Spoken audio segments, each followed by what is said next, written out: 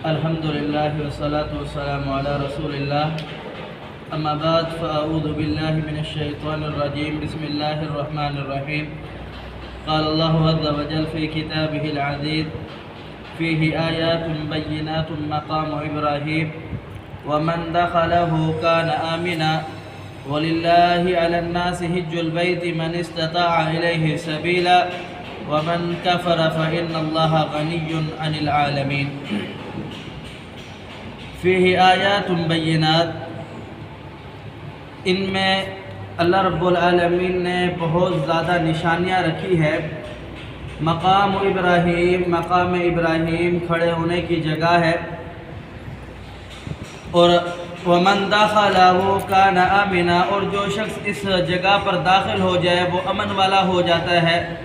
وَلِلَّهِ عَلَى النَّاسِ حِجُّ الْبَيْتِ مَنِ اسْتَطَاعَ إِلَيْهِ سَبِيلًا، اور جو شخص اس راستے کو عبور کرنے کی، طے کرنے کی استطاعت رکھتا ہو اور وہ نہ کرے تو وہ اللہ رب العالمین فرماتے ہیں کہ اس پر حج فرض ہے اور ضروری ہے اس پر.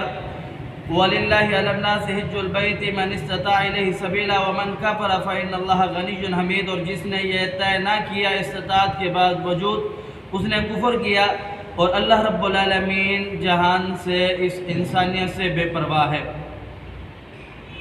اللہ رب العالمین نے حج کو مسلمانوں پر فرض قرار دے دیا ہے.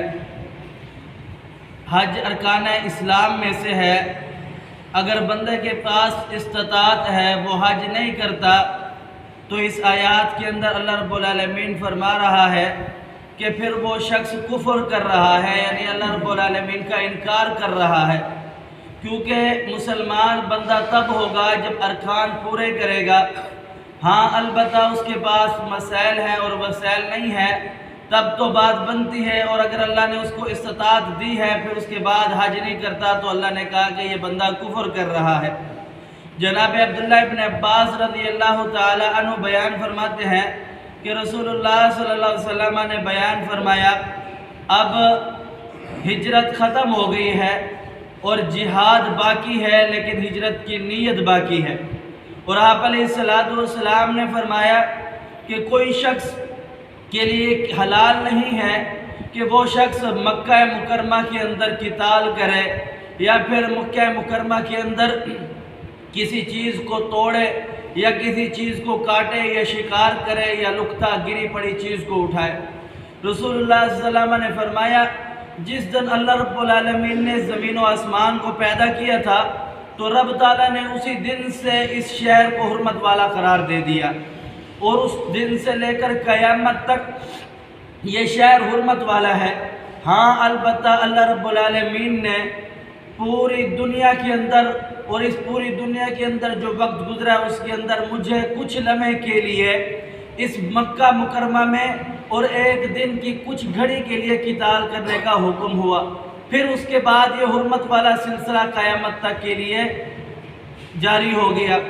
اللہ رب العالمین نے اس شہر کو بڑا حرمت والا بنایا ہے.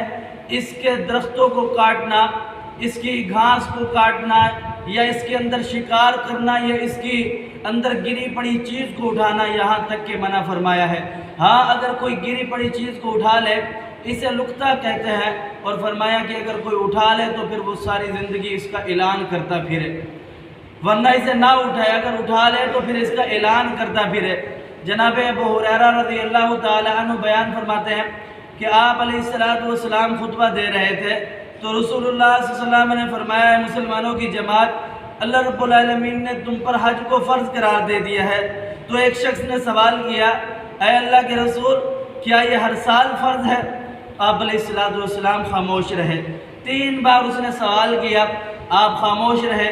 پھر آپ نے فرمایا آپ سے پہلے جو قومیں تھی وہ اس بنا پر ہلاک ہوئی کہ انہوں نے انبیاء کی مخالفت کی اور کثرت سے سوال کیا.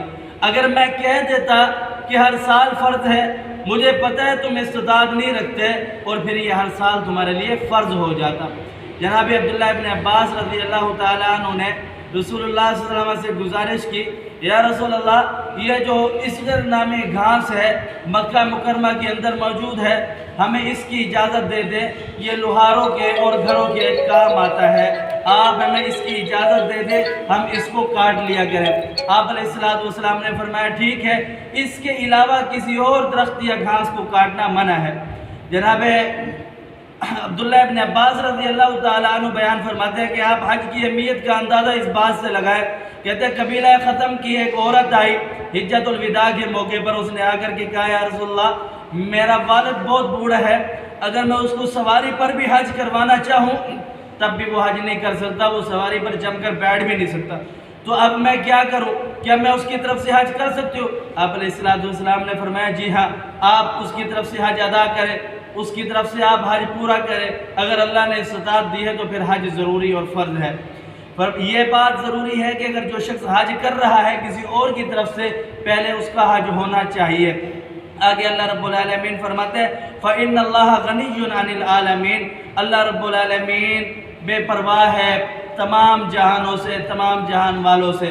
رسول اللہ صلی اللہ علیہ وسلم کی حدیث ہے، اللہ رب العالمین فرماتے ہیں کہ اگر پوری انسانیت، جن و انسان تمام کے تمام مل کر کے ایک شخص کے دل کے مترادف ہو جائے، جس کا دل اس کائنات میں سب سے زیادہ پاکیزہ ہے، تو اللہ رب العالمین کے خزانے میں ذرہ برابر اضافہ نہیں ہونے والا، اور پوری کائنات جن و انس مل کر کے اس شخص کے مترادف ہو جائے جس کو اللہ رب، جو اس شخص کا بدترین شخص ہے، جو سب سے گناہگار ہے، تو اللہ رب العالمین کے خزانے کے اندر ذرہ برابر بھی کمی نہیں ہونے والی۔